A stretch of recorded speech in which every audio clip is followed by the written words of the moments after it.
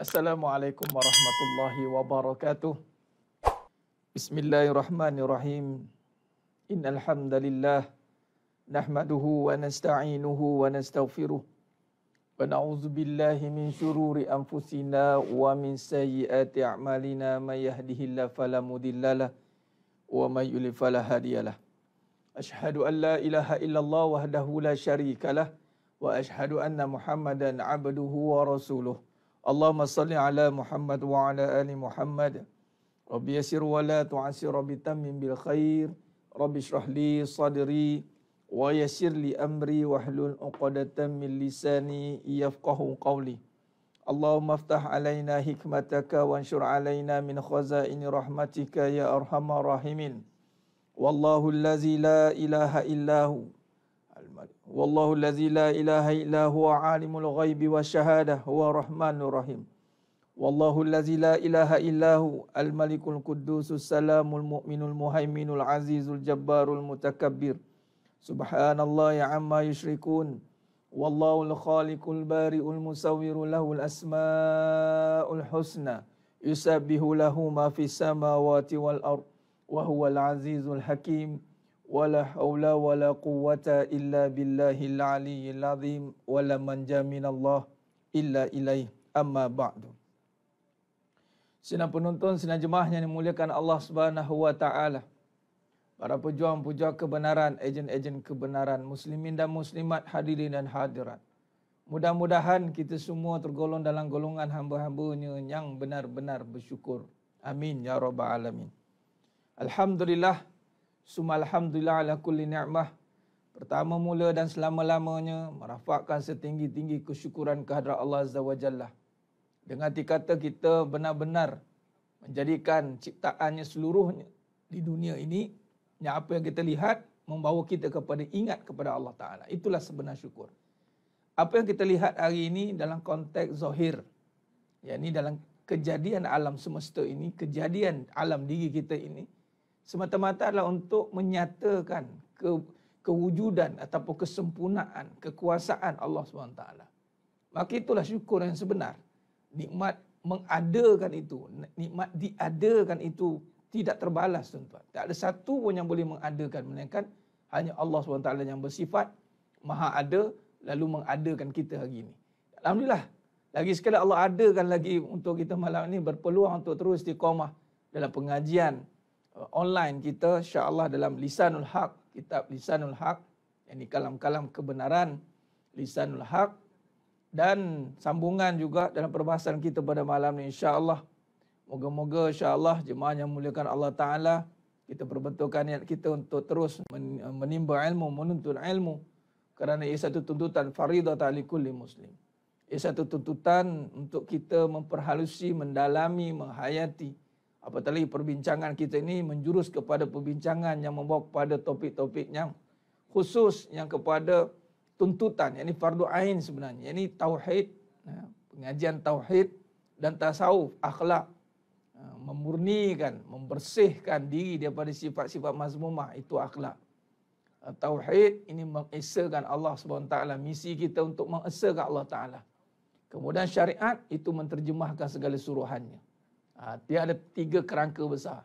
Tauhid, akhlak dan syariat. Dan syariat itu pengajian tentang fikih. Fikih, maqasid, mazhab, semua dekat fikih. Baik, jadi sedema mulakan Allah Ta'ala. Mari kita mulakan malam ini insya-Allah dengan kita sama-sama membaca Ummul Kitab Al-Fatihah.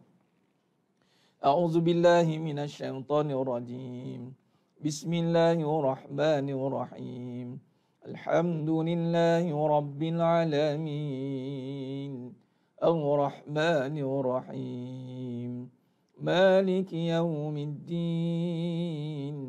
Iyyaka na'budu wa iyyaka nasta'in. Ihdinas siratal mustaqim. صراط الذين أنعمت عليهم غير المغضوب عليهم ولا الضالين آمين اللهم صل على محمد وعلى آل محمد اللهم صل على محمد وعلى آل محمد اللهم صل على محمد وعلى آل محمد. Okey, baik. InsyaAllah.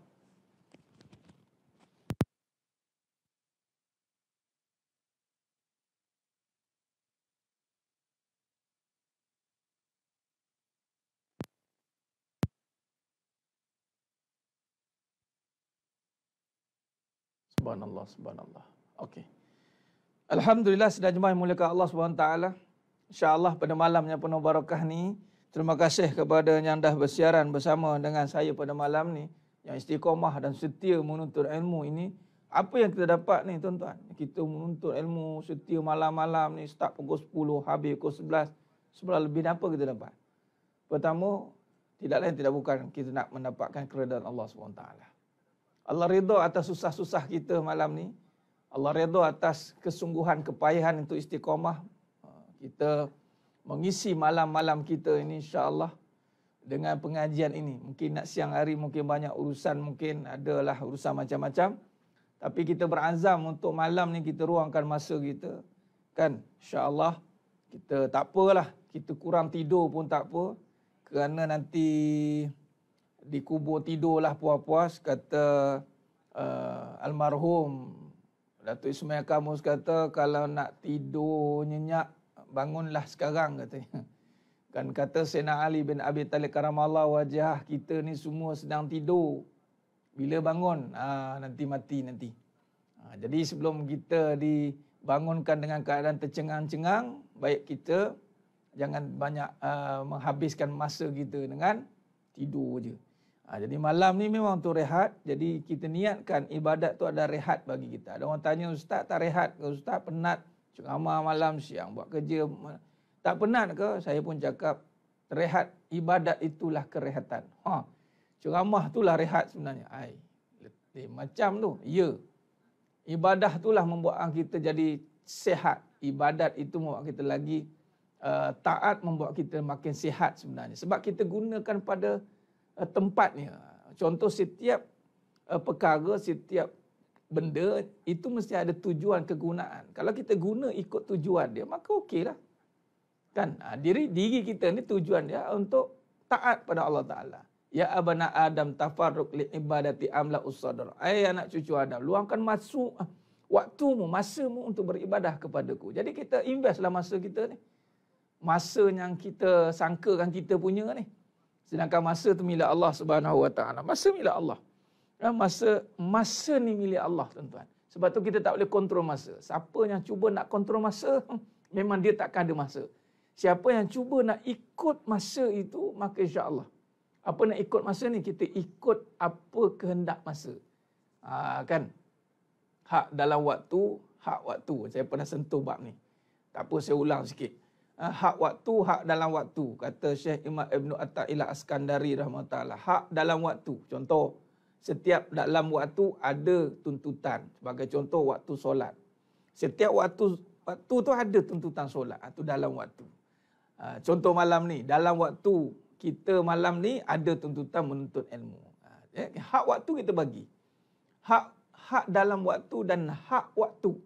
Contoh, waktu sihat. Contoh sekarang ni, kita tengah sihat ni, alhamdulillah. Kan?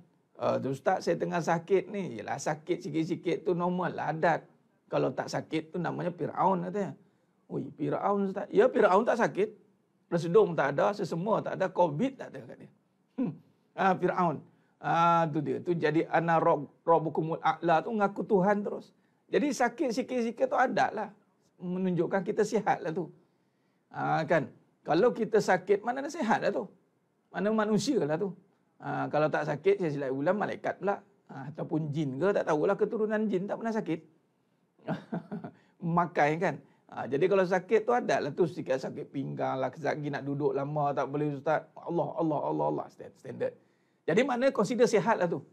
Jadi bila sihat, kita gunakan hak waktu sihat dengan taat lah. Ini waktu sihat ni. Waktu lapang, tuan-tuan. Orang cakap kita tengah ujian susah ni ustaz. Waktu lapang sebelum sempit Nabi kata. Sebenarnya kita lapang, tuan-tuan. Apa bukti kita lapang? Cuba tarik nafas. Lepas. Lapang ke sempit? Lapang lah ustaz, kembang-kembang hidung. Dah. Itulah waktu lapang. Waktu lapang ni Allah mudahkan kita untuk tarik nafas. Sebelum waktu sempit. Sempit apa? Allah sesakkan nafas kita ni. Dengan macam-macam isu lah. Kan kita sesak nafas saya ustaz. Sesak nafas. Bila datang isu, sesaklah nafas. Isu ada, masalah ada, tapi tak hinggap kat kita. Contoh, isu kat sahabat benam yang ketuk pintu kan. Dengar dia ada isu ni. Relax, dia sekali kena kat dia ketuk pintu, berderau darah dia, sesak nafas dia. Waktu tu tengah sempit lah tu. Tengah lapang sebelum kena ketuk pintu tu, apa dia buat? Kan, macam kita ni tengah lapang ni. Jadi Allah kata, tengah lapang ingat aku. Fazkuruni azkurkum. Ingat Allah lah waktu lapang. Ingat time sihat, Allah ingat kita time sakit. Ingat kita Allah time lapang, Allah ingat kita time sempit. Tapi time lapang lah kita banyak lupa, Nabi kata. Waktu lapang dan waktu sihat. Allahumma salli ala Muhammad wa ala ali Muhammad. Khair. Jadi sedang jemaah yang muliakan Allah SWT, kita tengah lapang malam ni contoh. Tarik nafas lepas. Tarik nafas kita lepas. Allah lapangnya kita. Sekarang ni, jangan kira sepanjang-panjang waktu nak kira lapang. Tak. Setiap waktu ada lapang dia. Jadi ketika lapang, buat apa? Ketika lapang, kita buat apa? Contoh, jangan tanyalah pertolongan Allah di waktu susah. Di waktu senang, di mana kita? Tu dia. Di waktu kita senang, kat mana kita? Senang kita lenang lah ustaz. Jalan-jalan cari makan, jalan sana, jalan sini. Tengah sihat, tubuh badan, cari harta. Tu bukan nak cari pahala, cari harta, kumpul harta. Kan? Allah uji balik dengan harta. Itulah masalah. Kan? Allahumma salli ala Muhammad wa ala ali Muhammad. Khair. Jadi Allah bagi kita ni, setiap perjalanan hidup kita tu ada pengisian-pengisian yang mesti kita ya ustaz, dengar ceramah sambil baring pun lapang juga. Oh, itu dah terlebih lapang tu. Dengar sambil baring tu kan. Dia kalau boleh, bukan kalau boleh, sebaiknya duduklah. Kita hormati majlis. Kita takzimkan ilmu tu. Walaupun ini cabaran kan. Kita muliakan ilmu tu. Kita muliakan sesiapa yang bercakap ni. Kita muliakan ilmu yang nak masuk tu adalah dari Allah kan. Ilmu Allah. Jadi bila kata kita nak mendengar yang membawa ingat kepada Allah, bolehlah, tak ada masalah. Allazina yazkurullaha qiyaman wa qu'udan wa ala junubihim. Duduk baring bangun. Tapi dalam keadaan majlis yang formal macam ni, usahakan untuk duduk, fokus, pegang pen ke apa ke, dengar betul-betul. Dan saya nampak ada yang kesungguhan tu bagus. Dia bersungguh ni, lagi sungguh dia, lagi masuk dia. Kesungguhan dia, bergantung tahap kesungguhan dia. Kalau kita santai-santai, leka-leka, macam itulah dia jumpa santai-santai masuk, leka-leka pergi. Tapi kalau kita sungguh-sungguh dapatkan dia, insya-Allah. Ilmu ni dia mencari tuan dia. Jadi mana-mana yang bersungguh-sungguh nak dapatkan ilmu tu, maka dia pun datang. Ilmu ni makhluk. Makhluk juga, cahaya. Allah jadikan. Makhluk ni kejadian lah. Sifat Allah, lalu Allah terjemahkan. Jadi sebab tu, kita kena jaga. Jaga dan kita kena muliakan. Jangan kita ambil mudah. Saya mudah je. Bab agama, contohlah, kita nak dengar juta-juta cerita. Kita tengok orang tak serius. Kita marah. You tak serius ni. Cerita juta-juta. Kan? Ini bukan cerita juta-juta. Ini cerita tentang syurga. Macam mana kita punya effort kita tentang cerita bab syurga. Ini berkaitan syurga dan neraka kita. Nampak? Sebab tu saya sangat particular bab ni. Sebab kita deal. Kalau orang sanggup bersungguh-sungguh kan, untuk harta yang tak bawa ke mana tu, melainkan dia tukar jadi pahala baru dia bawa ke syurga. Belum lagi ya tuan-tuan. Harta ni memang kita usaha dapat harta, niat kita betul dah. Tapi kalau tak tunaikan niat tu, kata saya niat ustaz nak cari harta ni, saya nak bersedekah banyak, saya nak macam-macam lah niat kan. Jadi janji tinggal janji, Allah tengok pula. Kan? Itu pun bersungguh-sungguh buat kerja. Kan, dapat harta tu belum tentu jadi pahala, belum tentu. Pun kita buat sungguh-sungguh bagai nak gerak orang panggil. Sebab apa? Kita nampak nilai harta tu. Kita nampak kesan harta tu. Yang kita buat malam ni dapat apa tuan-tuan? Sedangnya memuliakan Allah SWT. Nah, yang kita buat malam ni dapat pahala. Bila pahala, kesan dia apa? Lebih besar dari harta atau kesan dia lebih kecil daripada harta? Sudah pasti kesan dia lebih besar daripada harta. Sebab harta tak boleh beli syurga. Tak laku. Tapi syurga boleh didapati dengan pahala. Maka mana lebih mahal, harta atau pahala? Walaupun masuk syurga bukan sebab pahala, tetapi pahala waktu itu berguna. Macam face mask lah. Sekarang orang tak pandang. Dulu orang tak pandang face mask. Buat tak tahu dah. Di waktu suatu ketika dahulu, face mask tidak dipandang. Malah dianggap seperti tiada kepentingannya. Tapi bila datang sesuatu perkara tu diperlukan, tu dia. Semua orang wajib pakai. Waktu itulah pahala.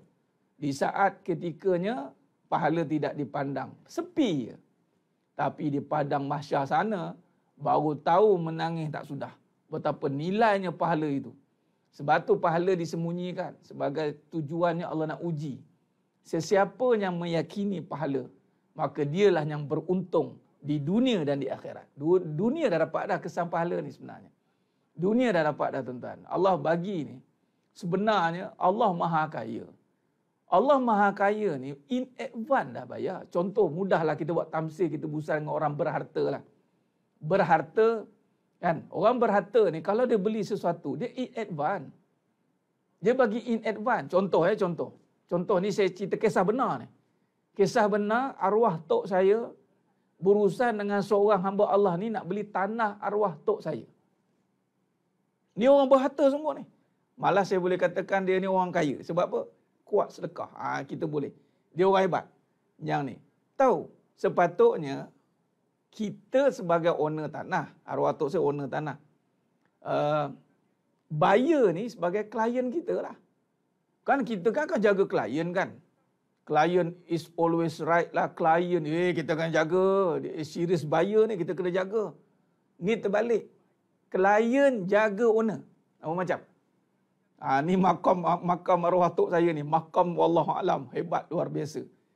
Klien jaga owner. Kita patut owner jaga klien. Dia kebantai tak jadi beli ni sekarang. Harga tanah taklah mahal mana. Adalah 2 juta lebih. Waktu itu tau 90-an. 90-an ke 2000, awal 2000. 2 juta lebih. Tak banyak lah kan. Dia bayar semua. Dia bagi in advance. Dia bagi duit nak pakai dulu, nak urusan. Orang tahu yang main tanah tahulah. Kita kena keluar modal. Tanah pula kena caveat. Kena caveat dekat 200,000 tau tanah tu. Dia tolong bayarkan.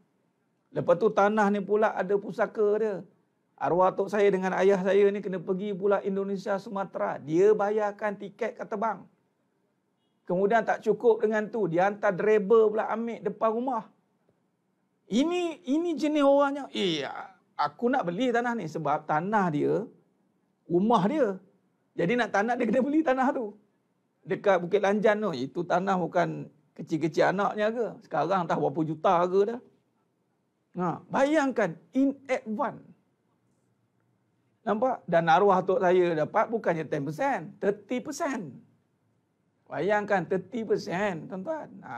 Biasa kita tunggu 10%, 6 bulan dah. 30% dia bayar tu nak berapa katanya? 30%. Ada lagi bukti-bukti bayaran tu. Saya cakap kat ayah saya, ini kalau cerita dengan orang-orang hartanah ni geleng kepala ni. Mana boleh? Kalau ikutkan dari segi law dia, dari segi macam-macam lah cerita dia kan. Bagi 2% dulu, lepas tu 6 bulan clearance, lepas tu baru bagi tukar lama, lepas ni sign, lepas baru. Ni tak, dia begitu confident. Kalau bantai arwah tok saya kata tak nak jual, tak nak lah. Dia bayar 30% lamsam. Pam bayar. Sebelum 30% dia bagi advance duit kopi. Duit kopi apa ni? Ni nak urus-urus jalan-jalan keluar-keluar ni. Bayangkan, customer bagi duit untuk uruskan. Patutnya you punya tanah, you uruskanlah. Tengok, ni pun makam juga. Inilah arwah tok saya kata, kau tahu apa buat duit. Tapi nak bagi tahu, in advance. Jadi Allah Maha Kaya. Allah Maha Kaya, cuba fikir secara waras je. Allah Maha Kaya, takkan buat kita derita kat dunia. Sedangkan Allah memiliki syurga. Setakat dunia ni, bahasa mudah dia sap-sap soy. Nak bagi bahagia kat dunia yang seketika ni, sap-sap soy. Faham? Yang Allah tengah sediakan untuk kita ni, tu kekal abadi di sana. Allahumma salli ala Muhammad wa ala alihi. Ni contoh dah mula saya nak masuk cerita kata-kata semangat yang sebenar. Kan? Malam ni tajuk dia adalah membina kata semangat yang sebenar. Kemarin saya sentuh tentang kata-kata semangat menjerat diri. Apa kata-kata semangat yang menjerat diri? Kembali membina semangat setelah ada benda. Semangat ni apa Ustaz? Semangat ni lah yang dinamakan sebagai dorongan yang ada pada azam, nafsu, perasaan. Membina nafsu atau perasaan itu dengan kebendaan. Berbeza dengan membina perasaan dengan kebenaran. Beza. Malam ni kena faham baik-baik. Ada orang ingat tak ada perasaan ke orang agama ni? Oh, apa tu biarkan je ke? Orang tak bernafsu ramaknya kat isteri-isteri dia ke? Oh, kerah gitu je ke? Buat tak tahu macam tunggu. Dah. Anda salah. Anda ingat, orang dunia ingat, dialah yang paling pakar dalam menterjemahkan semangat. Tak. Orang dunia ni, dia terjemahkan semangat. Orang panggil hangat-hangat tai ayam boleh ya? Time ada benda bolehlah semangat. Time nak kahwin, semangat. Time nak kahwin, semangat. Tak sabar-sabar bila Tok Kadi datang. Tanya tu tak ingat lain lah. Cuba renung balik. Tok kahwin awal-awal dulu. Cuba renung tuan-tuan. Buka balik gambar-gambar awal-awal kahwin dulu. Lupa dah? Senang kau nak ingat balik. Kahwin lagi. Senang, ingat balik. Nak kahwin lagi, tu dia. Start senyum ni. Senyum nak nampak. Cetek je pemikiran kita ni. Dia nampak orang semangat dia sebab benda. Setengah orang tu dah melepasi benda dah. Dia dah semangat dulu sebelum datang benda. Sepatutnya. Tapi saya nak bagi tahu semangatnya, nafsu seseorang ni, dia bina dengan benda. Dia bina dengan kata-kata yang membawa kepada kebendaan. Contoh kan, cerita nak kahwin. Nanti kahwin ni, seronok. Nanti jalan sana, jalan sini. Kan ayat jiwang karat. Kan, bagaikan bulan dan bintang menggabaikan, menggampai. Macam-macam lah ayat dah. Saya pun tak kerti nak cakap lah. Kita ni berbunga-bunga ni hati. Tak sabar-sabar nak kahwin ni. Sebab apa? Terpengaruh dengan kata-kata. Maknanya semangat dia datang dengan benda. Bila kahwin, mula nak mempertahankan kata-kata tadi tu. Mana tadi nak kata jalan-jalan seiring dan sejalan seindah bunga di taman tu? Mana tadi minta? Tengok dah tak ada. Makin kurang. Kata nak selalu tengok saya. Kata dia tak tahu lepas kahwin cerita tanggungjawab pula. Sebelum tu, jenis tak fikir tanggungjawab. Sebelum tu fikir Tok Kadi je. Maknanya semangat yang dibina itu dengan kata-kata yang diwujudkan dengan keadaan. Ini semua ada dipanggil expiry date. Ada limitation. Dan kalau kita bincang pada hakikat surah Al-Hadid ayat 20. Wa mal hayatad dunya illa mata'ul ghurur. Pembohong. Penipuan berlaku. Terang-terangan menipu. Tapi kita anggap benda tu hak. Oh, kebenaran. Inilah fitnah. Kita menganggapkan bahawa situasi yang kita bentuk daripada keadaan itu seakan-akan benar. Perkahwinan itu indah. Perkahwinan itu kita pun semangat. Semangat sebab apa? Sebab nak kahwin. Kita kena semangat lah nak kahwin Ustaz. Sebab nak kahwin kamu semangat. Okeylah. Sebab itulah orang boleh cerita, mula-mula kahwin boleh lah, lepas dah 6 bulan kahwin, 6 tahun kahwin, dapat anak, hilang semangat. Sebab semangat dia nak dengan kahwin. Sebab tu bila semangat, bila nak datang balik, bila nak kahwin lagi. Oh, naik semangat, tersipu-sipu gelak nak kahwin lagi. Yang perempuan pula hilang semangat, sebab semangat dia dekat kahwin je. Dia dengar suami nak kahwin lagi, tumbang lah, habis lah. Terangkat bumbung, terangkat periuk, semua terangkat lah. Sebab semangat dia kat benda dia. Satu. Keduanya ni, semangat ni. Ada apa ni? Job nak masuk ni. Ada projek nak masuk ni. Ini nampak ni ada satu skip ataupun satu jalan-jalan memberikan tawaran ni. Semangat ni. Sebelum ni aku tak semangat. Sebab tu boleh jadi hilang semangat. Kerana apa? Kerana kata-kata semangat ataupun kata-kata itu mendorong perasaan dia sehingga perasaan dia itu naik ataupun bangkit, menaikkan nafsu dia itu dengan kebenaran. Dalam nafsu ni memang betul-betul kebenaran, dinaikkan dengan kebenaran lagi. Bertubi-tubilah nafsu dia naik. Faham? Jadi nafsu ni tak ada tiba-tiba diam kan? Jadi ke tuan? Jadi diam bernafsu. Tak, dia mesti dengan kata-kata. Dia mainkan kata-kata, cik bagus cik masuk ni. Tak cukup dengan itu kata-katanya, dia bagi gambaran pula. Dia bayangkan, dia sangkaan, main imajinasi. Main bayangkan rumah begini-gini. Padahal indah khabar dari rupa. Kan? Dia ini yang jadi masalah. Masalahnya sekarang membina semangat datang setelah benda. Ini kita tidak mahu. Ini kita dah bincangkan. Jadi maknanya sekarang ni kita kena belajar macam mana nak membina semangat sebelum adanya benda. Allahu Akbar. Ini payah ni nak buat ni. Pengajian ini payah sikit. Bab ni dia kritikal sikit. Sebab apa? Sebab dia dengan izin Allah ni. Kalau Allah tak bagi lah. Tak mahu nak cakap. Saya tak boleh rasa lah Ustaz apa yang Ustaz cakap tu. Sebab saya tak boleh lah. Sebab saya masih lagi tak dapat benda tu. Saya nakkan suami yang begini, baru saya semangat. Saya nakkan harta saya setengah susah, saya nakkan duit, baru saya boleh. Jadi kalau macam tu ceritanya, ini yang saya cakap, dia adalah anugerah. Cuma dengan jalan ilmu. Saya yakin yang menonton malam ni, Allah bimbing dan Allah beri petunjuk, tuan-tuan. Sebab bab ni susah sikit nak buat. Saya cakap terus, susah ni sebab, memang benda susah. Nabi kata susah. Antara jihad yang besar tu adalah jihad melawan hawa nafsu. Besarlah.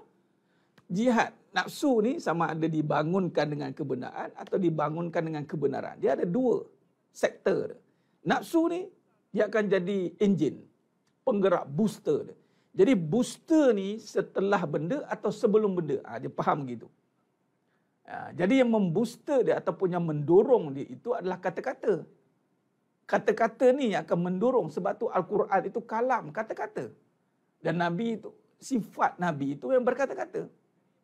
Bersalahanlah dengan Nabi itu, dia tak boleh berkata-kata. Sebab memang kena berkata-kata. Dan ilmu yang pertama diajar kepada Nabi Adam AS itu adalah kata-kata. Sebab tu saya tekankan lisanul haq, kata-kata ini penting.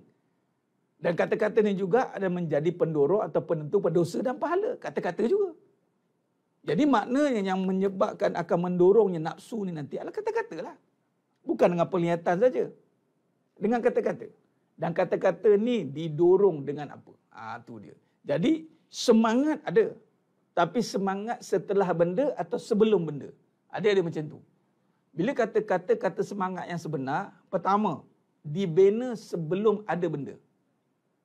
Itu syarat yang pertama. Sebab apa? Dibina sebelum ada benda. Kata Nabi SAW. Kata Nabi SAW, Laisal ghina. Saya kaitkan dengan hadis riwayat Imam Ahmad. Laisal ghina, salah satu. Dia ni memang tak ada hadis spesifik tentang semangat ni. Tapi salah satunya kita bincang secara hikmah. Nabi kata apa? Laisal ghina an kasratil arad. Walakinnal ghina an nafs. Tidaklah kaya dengan banyaknya harta. Tapi kaya dengan jiwa. Nah, nampak? Kenapa saya bawa hadis ni? Sebab kita dilatih, dipanggil apa? Dieksploitasikan, dilatih, dieksploitasikan, ditipu, di macam-macam ayat kita boleh bagi untuk memikirkan perkara benda, kemudian baru semangat. Contoh, kaya. Kaya ni kita fikir benda. Terbaru ni saya upload dekat Facebook page saya, tapi tengok macam ada apa tak faham kan. Saya tulis gambar Jack Ma. Dia dulu dia kosong. Harga dia kosong. Sekarang 48 bilion harga dia. Saya nak tanya, mana lebih semangat? Waktu dia kosong atau waktu sekarang? Kita pun nak buat sekarang. Ustaz, 48 bilion. Mana kaya dia harta. Sedangkan Nabi kata kaya bukan harta. Nak lawan siapa? Nak ikut siapa tuan? Nak kaya dulu baru ada harta baru nak kaya. Kalau ikutkan cerita tentang Nabi kata laisal ghina, Nabi menafikan laisal ghina. Laisal ghina an kasratil arak, tidaklah kaya dengan banyaknya harta. Walakinnal ghina an-nafs, akan tapi kaya itu dengan jiwa. Maknanya jiwa sudah rasa kaya dulu. Dan ini mentaliti yang paling bahaya, sebab mentaliti barat ataupun pembawakan kepada ilmu-ilmu motivational talk, tidak semua mungkin, tapi saya tengok kebanyakannya akan menyuruh kita think rich, fikir kaya. Fikir kaya. Anda bayangkan anda kena kaya. Fikir. Padahal bukan fikir kaya, fikir benda, fikir duit, fikir harta. Sebab kaya bukan barang fikir, kaya barang feel rich. Rasakan kaya, tuan-tuan. Tak bolehlah ustaz, memang hati batu je dia rasa. Itu ayat dia. Rasakan kaya, tuan-tuan. Tak boleh. Allah, sebab tu saya cakap susah. Anda nak rasa, kena melalui penyucian. Macam mana nak rasa kalau tengah sakit? Tak boleh rasa lah ustaz, hilang rasa, tak boleh rasa. Tak boleh rasa. Rasa kaya. Rasa kaya macam mana ustaz rasa kaya? Yang saya tahu harta. Itu bukan kaya, itu harta. Habis tu yang disebut-sebut orang kaya tu, itu ujian. Bagi orang beriman dah boleh bezakan. Bagi yang masih mencari-cari, tersasul-sasul, kejap orang kaya, kejap orang kaya harta, kejap orang kaya. Saya kalau di depan saya sebut orang kaya, saya pancung. Orang berharta. Tak, kaya, berharta. Itu je. Kaya tu sedekah. Kalau dia kuat sedekah, ya, orang kaya. Tapi kalau setakat sedekah pun suam-suam kuku, sebab kaya ni adalah pahala. Jadi orang yang berpahala, orang kaya. Jadi, kalau ikutkan semangat tuan-tuan, tuan-tuan nak harta dulu ke pahala dulu? Pahala lah ustaz. Pahala perlu harta ke? Tak semua pahala perlu harta. Pahala sudah ada sebelum ada harta. Cuma adalah bahagian-bahagian pahala yang perlukan harta. Sebagai contoh, nafkah. Contoh zakat. Contoh infak. Itu ialah adalah dipanggil amalan bil mali dengan harta. Tapi adakah sebelum harta anda langsung tak ada pahala? Yang menyebabkan anda lemah semangat ni. Tak tahulah apa pun tak ada, apa pun tak ada, tak ada apa. Ni masalahnya. Sekarang ni, kita nak rasa kaya tu tanpa harta. Ini Allah uji akhir zaman ni. Allah uji dengan isu ekonomi, Allah uji dengan isu pandemik, Allah uji dengan isu skala global, tuan-tuan. Sekarang Top Glove contoh, Allah uji. Saham bom jatuh. Anda nak bagi tahunya, kalau Allah nak bagi sesuatu perkara ni memang tak disangka-sangka, tuan-tuan. Sekarang baru kita nak tahu ni kita ni kaya sebenar ataupun berharta saja, kemudian berangan-angan nak harta. Ini yang jadi isu. Jadi maknanya kata-kata semangat yang sebenar itu dibangunkan dengan kata-kata yang berdasarkan ganjaran Allah. Habis. Titik. Dan ganjaran Allah ini, kalau ikut susunan kata, itu bermula dengan Al-Quran. Janji Allah yang diambil, yang dijadikan panduan, itu Al-Quran. Dan yang kedua itu kata-kata daripada Nabi, yang ini Rasulullah SAW, hadis Rasulullah SAW.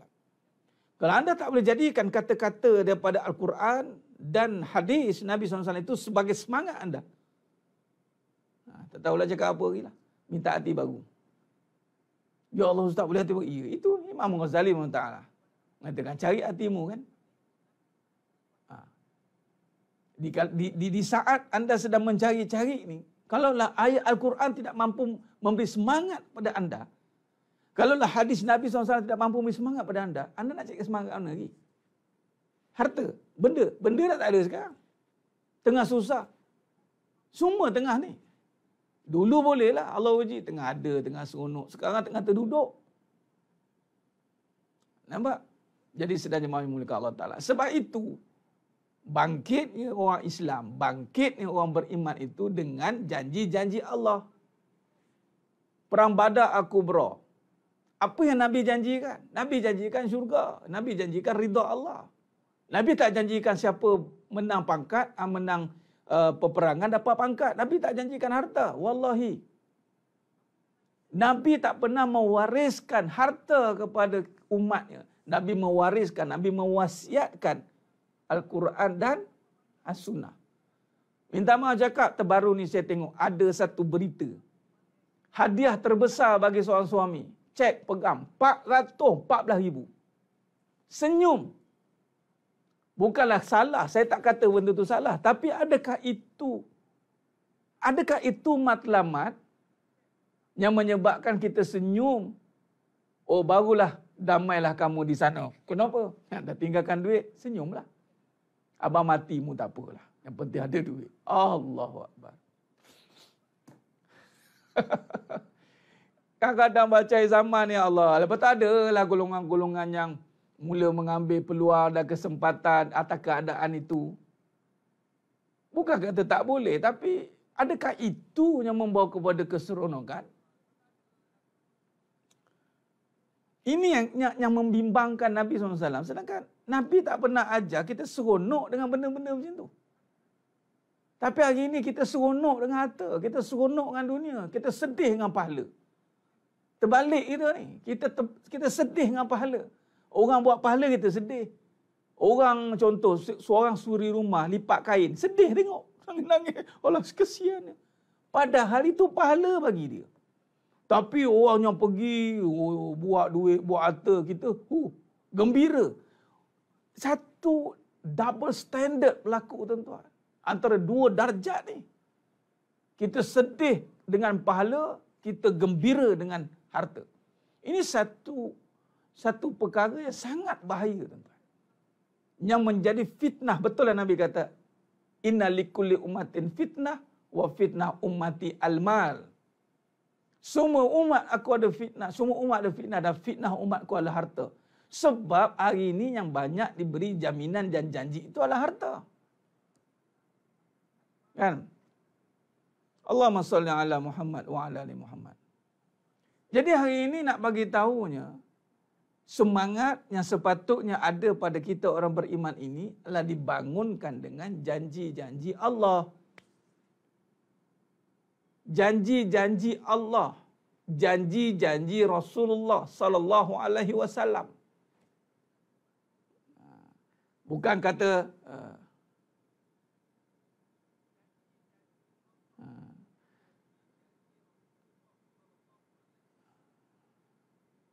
jadi sedang yang muliakan Allah Subhanahu wa taala.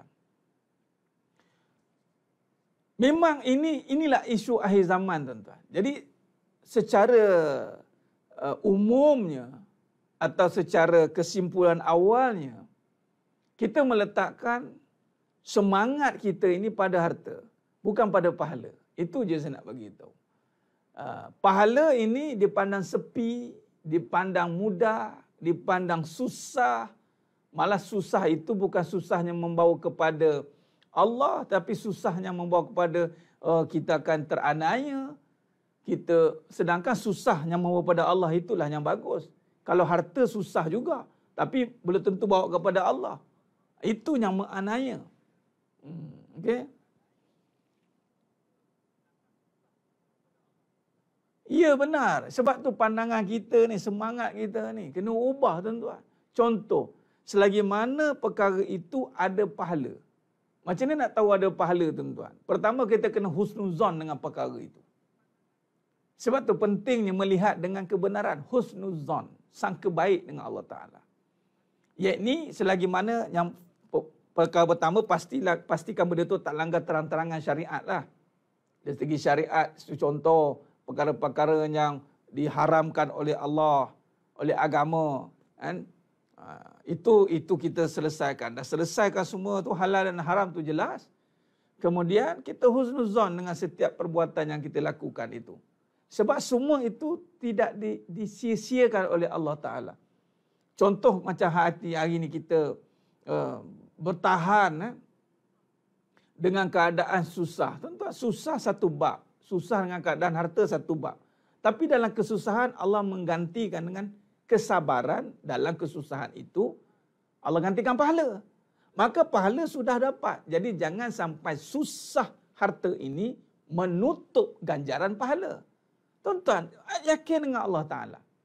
Tapi nak membina keyakinan ini perlukan muzakarah macam ni, selalu duduk dalam majlis ilmu, tuan-tuan. Kita kena duduk dengan orang-orang yang merasakan. Kan saya pernah sentuh tajuk ni dalam bual bicara santai.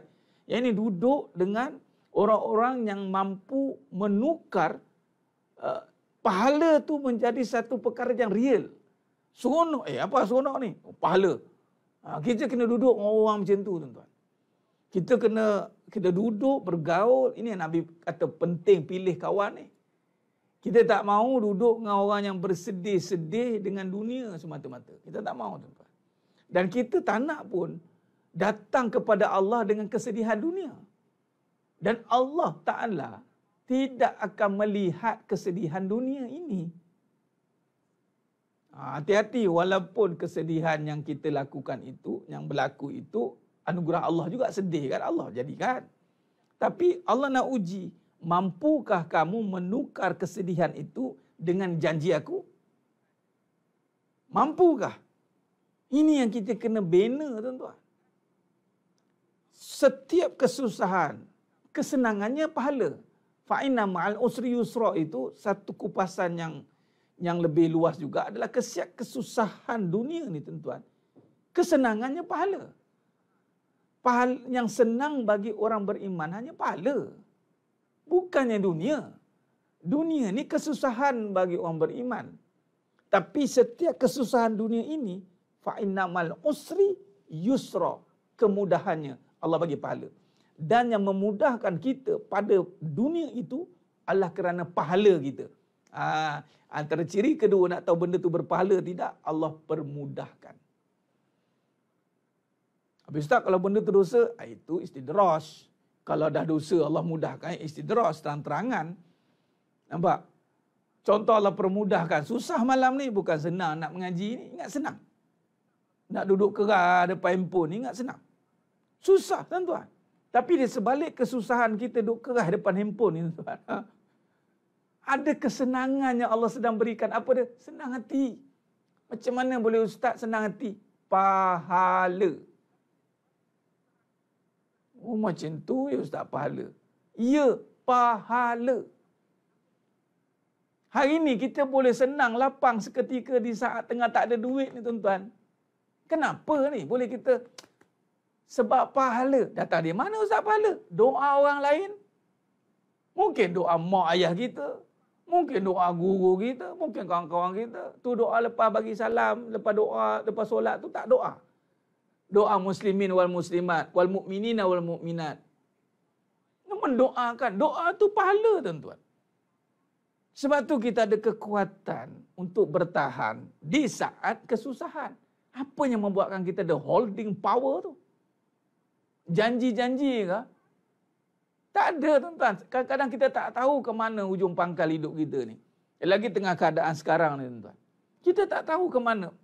Wallahualam, ustaz. Saya tak tahu. Tapi hati saya mengatakan, tak tahu, ustaz. Hati saya lapang. Tak tahu kenapa ya, ustaz. Pahala. Itu dah. Macam mana boleh pahala, ustaz? Allah nak bagi. Awak tak mengungut. Susah tak cakap banyak. Benda yang paling susah nak buat time senang, bersyukur. Benda yang paling senang nak buat time susah, mengungut. Dah dia jenis susah tak mengungut. Pahala lah. Walaupun dia tak pegang tasbih. Walaupun dia tak bentang sejadah waktu tu. Walaupun waktu itu dia tak buat ibadah khusus, secara khusus. Tetapi di saat dia sabar, di saat susah dia tak cakap banyak. Dia diam, dia cuba merenung, dia masuk kelas hakikat kehidupan lisanul haq walaupun tengah bertarung dengan kesusahan. Susah ni, tapi tak apa, tak apa. Ngaji dulu. Faham-fahamkan apa masalah ni. Maka Allah bagikan pahala. Sebab itu wabasyiri sabirin, kabarkan berita gembira bagi orang sabar. Sebab apa orang sabar berita gembira? Sebab pahala ada dah kat orang sabar. Jangan tanya dah sabar saya dapat apa. Jangan tanya dapat apa, tuan-tuan. Saya diuji susah ni saya dapat apa, ustaz? Jangan ditanya lagi dapat apa. Bina kata-kata semangat berorientasikan pahala, tuan-tuan. Biar kali ini kita jadi orang yang tamak pahala. Memang ini dituntut dalam agama. Tamak pahala ni maknanya kita tamakkan rahmat Allah Ta'ala. Memang kena macam tu. Sebab tu isar dalam pengajian dinamakan isar. Isar ni mendahulukan orang lain. Makruh kalau mendahulukan dalam bab amal. Tak boleh. Contoh dalam bab soft je. Dalam bab soft, tuan-tuan. Kalau depan tu soft kita kosong. Kita kat belakang soft yang kosong, tuan-tuan. Kan? Mudah-mudahan lepas ni Allah okeykan balik semua. Kita rapat soft balik. Dan kita tengok soft depan kosong. Makruh bagi orang lain duduk depan. Kita kena ke depan. Dalilnya mudah. Kita dah banyak pahala ke? Yang sampai nak bagi orang pahala dulu ni. Sahabat dulu, tuan-tuan, berjaya Nabi bina, berebut-rebut nak pahala. Berebut-rebut, tuan-tuan, terutama dalam bab sedekah. Tak ada tontong tau. Tak ada tontong sedekah. Yang tontong tukar minta, siapa boleh bantu-bantu sikit-sikit, saya perlukan. Yang nak sedekah tak ada tontong, tuan-tuan. Siap berebut-rebut. Yang boleh bagi full, bagi full. Sahabat Abu Bakar Siddiq radhiyallahu anhu full. Terkejut, alamak, full. Contoh Telaga Biru Ruman, Sayyidina Uthman bin Affan radhiyallahu anhu. Ada minta sahabat. Ada jumpa Umar Khattab radhiyallahu anhu. Ada jumpa Sayyidina Ali. Tak ada. Diam-diam, pum. Tapau seorang. Ini yang berlaku sebab pahala. Ini yang kita nak. Kita nak mula rasakan, tuan-tuan, di saat sekarang ni, kita nak jadi orang yang fastabiqul khairat. Inilah semangat yang sebenar. Kenapa beria-ria ni nak kahwin ni? Bukan nak kahwin, ustaz. Sebab semangat ada dah. Pahala ada dah sebelum kahwin. Bukan sebab kahwin. Sebab tu kena bina amal terlebih dahulu sebelum nak melakukan amalan-amalan yang pecahan ini. Furuk ni. Nikah ni furuk. Tijarah niaga ni furuk. Pecah-pecahan. Usul kepada amal tu pahala. Jadi amalan yang berpahala tu zikrullah. Amalan yang paling utama yang membuat pahala tu zikrullah. Kalau dengan ingat Allah tak boleh membuatkan kita tenang, tak payah nak carilah tenang dengan perkahwinan. Tak payah carilah, tuan-tuan. Kalaulah dengan Allah kita tak boleh nak tenang, tak payah cari tenang tu dekat tempat lain. Sebab takkan jumpa. Tenang ni diterjemahkan, tuan-tuan.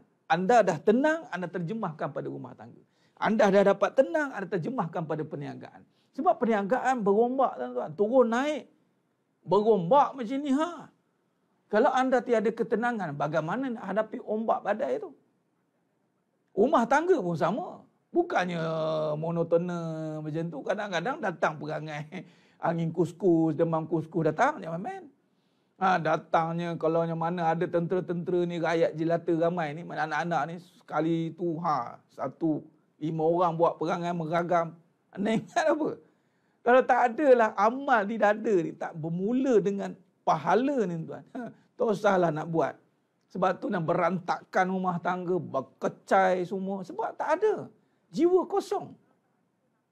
Semangat hilang. Macam mana anda nak bangkit, tuan-tuan?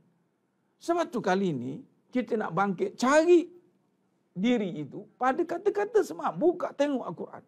Kenapa dianjurkan contoh Maghrib dan Isyak baca suratul Waqi'ah? Anda tengok mana-mana dalam suratul Waqi'ah apa. Sampai Allah cerita apa tau? Cerita tentang tilam empuk. Ada cerita dalam suratul Waqi'ah. Cuba cari, tuan-tuan. Buka suratul Waqi'ah. Cerita tilam empuk pun Allah cerita. Ni. Ayat 30 tak silap. Suratul Waqi'ah. Allahumma salli ala Muhammad wa ala ali Muhammad. Tu dia. Tengok. Cerita tentang tilam empuk. Allah pun cerita dalam suratul Waqi'ah.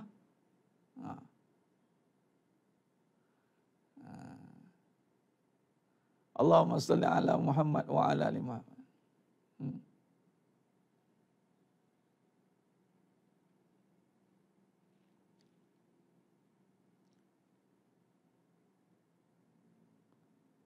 Ini antara kenapa.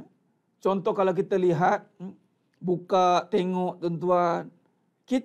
Ini untuk siapa ni? Inilah untuk yang mana dinamakan ganjaran. Ni, surah 34. Waqiah ayat 34. Siapa perasan ni? Dan tempat tidurnya tertinggi keadaannya.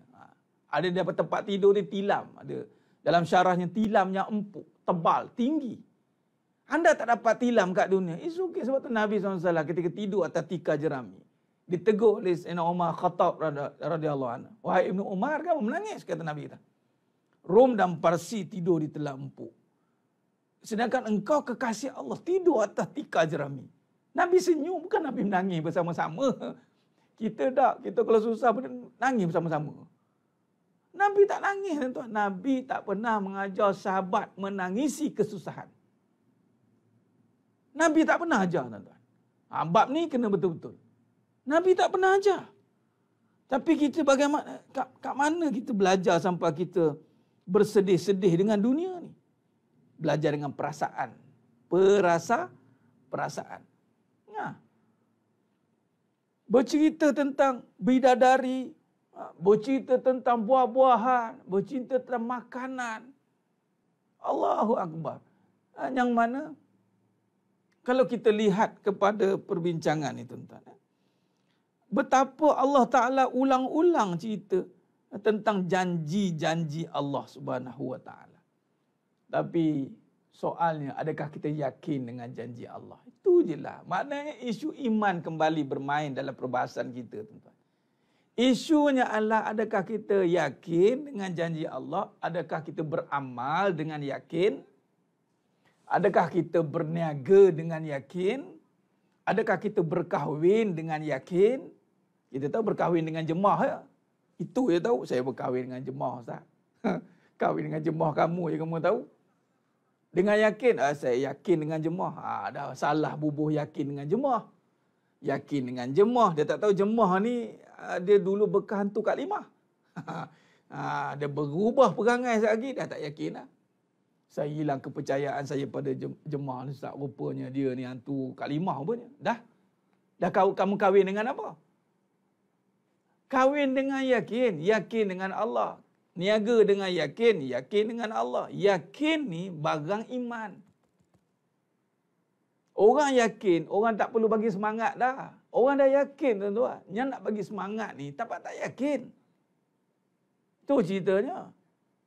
Allahumma salli ala Muhammad wa ala ali Muhammad. Tapi itu berbalik kepada isu tadi. Isteri dapat cek besar tu bukan salah. Tapi inilah isu akhir zaman ni, tuan-tuan. Semangat salah letak.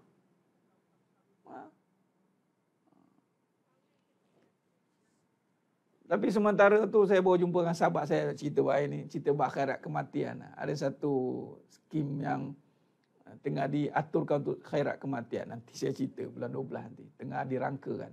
Itu tak apa. Akhirat kematian. Ada tabung akhirat kematian kan. Allahumma salli ala Muhammad wa ala ali Muhammad. Ini Allahu Akbar.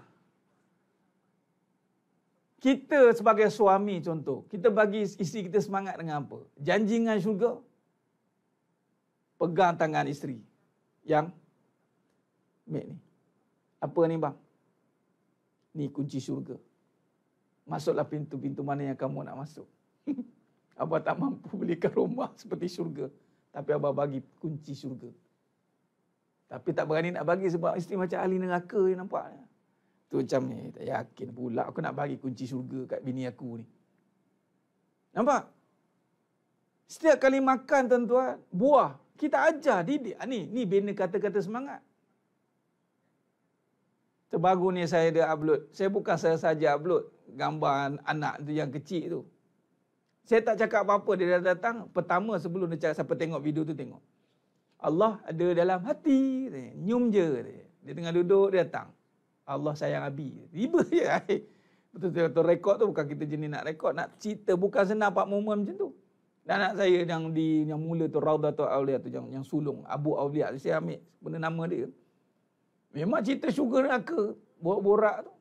Sebab kita nak fahamkan bahawa setiap kali contoh buat makan buah. Buah ni tuan-tuan paling simple nak ingat dengan syurga. Buah. Sebab buah tidak boleh dipisahkan dengan syurga. Sebab di syurga dengan penuh dengan buah-buahan. Dan surah Al-Baqarah 25. وَبَشِّرِ الَّذِينَ آمَنُوا وَعَمِلُوا الصَّالِحَاتِ أَنَّ لَهُمْ جَنَّاتٍ تَجْرِي مِنْ تَحْتِهَا الْأَنْهَارُ كُلَّمَا رُزِقُوا مِنْهَا مِنْ ثَمَرَةٍ رِزْقًا قَالُوا هَذَا الَّذِي رُزِقْنَا مِنْ قَبْلُ. Nanti kat syurga nanti kita akan bercakap, qalu hadzal ladzi ruziqna min qabl. Bukankah ini buah yang pernah kita makan dulu dekat dunia? Ini macam durian musangking ni.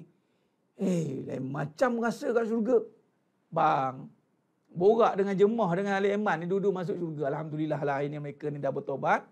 Ini jadilah pasangan isteri soleh dan soleha, suami yang soleh dan isteri soleh. Masuklah syurga, bertemulah balik jemaah dengan ahli iman ni. Bertemu, boraklah mereka berdua. Itu pun sebelum nak bertemu tu masing-masing tak kenal. Sebab si jemaah pipi tepuk berdebu tuan. Jemaah ke ni? Si Leman pun tak kenal. Apa? Dulu abang ingat jemaah ni tak cantik. Sekarang jemaah lah paling cantik kat syurga ni bang. Betul. Si jemaah pun sama. Terkejut dengan si Leman. Punya handsome-nya si Leman ni. Dulu kamu kata abang tak handsome kan? Ni sekarang ni. Tengok abang. Masing-masing lihat melihat. Seorang handsome yang teramat. Seorang cantik yang teramat. Cantik tak tua-tua tuan-tuan. Makin cantik, makin cantik. Kan? Bayar tengah duduk berdua ni di atas tilam-tilam yang canggih tuan-tuan. Allahu Akbar.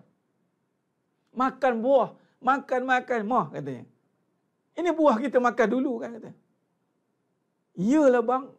Buah ni. Ya ni buah ni. Apa buah ni kata mah? Ini buah durian, ini musangking. Iyalah musangking lah. Tapi rasa luar biasa. Ini syurga bang, syurga. Ya Allah, kita kat syurga lah mah. Nampak? Orang syurga, dia akan teringat-ingat waktu kat dunia dia dulu. Sebab tu ada orang kat syurga nanti dia menyesal. Sebab apa? Rugilah kat syurga kat dunia aku tak beramal. Kat orang neraka pun ingat dunia juga. Aduh, aku dulu tak beramal. Menyesal tuan. Ciri ahli syurga dekat dunia teringat-ingat syurga. Teringat-ingat setiap kali makan ni. Kat syurga sedap lagi ni. Kat syurga mesti ada. Tak terlintas di hati, tak terlintas di fikiran. Ini kata-kata semangat tuan-tuan. Tuan-tuan bawa anak-anak pergi tengok rumah canggih-canggih besar-besar. Cakap ke anak-anak tu. Nak, ini rumah kicik punya hal. Kenapa dia pergi cakap gitu? Kerana kat syurga lebih besar daripada ini. Dan kamu boleh dapat dengan membaca 10 kali surah Al-Ikhlas. 10 kali dia boleh baca dapat. Ya ke apa? Takkan baca 10 kali dapat? Jangan tanya dapat tak dapat. Kerana Allah maha kaya. Ya tak? Ya lah. Allah boleh bagi tanpa ada usaha yang banyak pun. Sebab maha kaya kan. Dekat syurga duit tak laku tuan-tuan. Dekat syurga free of charge. Semuanya dibayar. Semua yang anda nak apa cakap. Allahu Akbar. Betul orang cakap layak ke ustaz saya nak syurga. Bukan soal layak. Soal kita kena suka ciptaan Allah itu. Memang tak layak. Orang cakap syurga kita tak layak. Sebab terlampau mahal. Terlampau hebat. Tak ada satu harta pun boleh bayar.